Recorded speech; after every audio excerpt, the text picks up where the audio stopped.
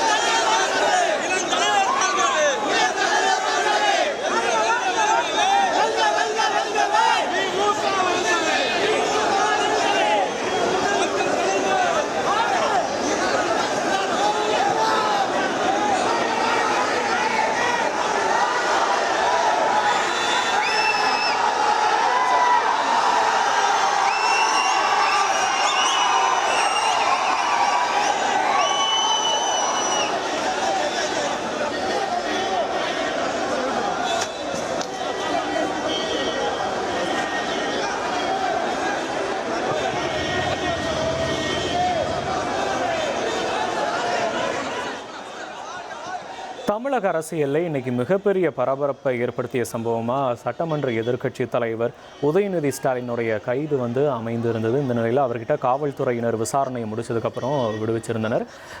திருச்சியிலிருந்து விமானம் மூலமாக சென்னைக்கு உதயநிதி ஸ்டாலின் திரும்பியிருந்தார். இந்த நிலையில் சென்னை விமான நிலையத்தில் அவருக்கு திமுக தொண்டர்கள் உற்சாக வரவேற்பு கொடுத்த காட்சிகளை தான் தற்போது நம்ம திரையில் பார்த்து கொண்டு இருக்கிறோம்.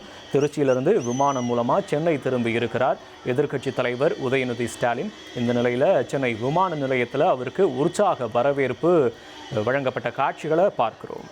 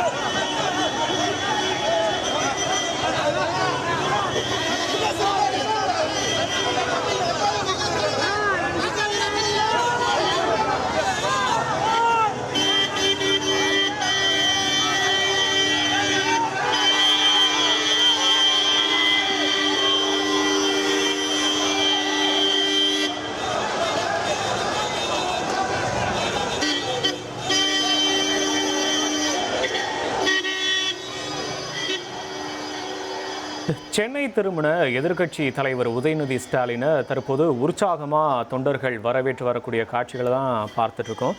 சென்னை நீலாங்கரையில் இருக்கக்கூடிய இல்லத்தில் வச்சு உதயநிதி ஸ்டாலினை தஞ்சை மாவட்ட போலீஸார் இன்னைக்கு காலையில் அரெஸ்ட் பண்ணியிருந்தாங்க.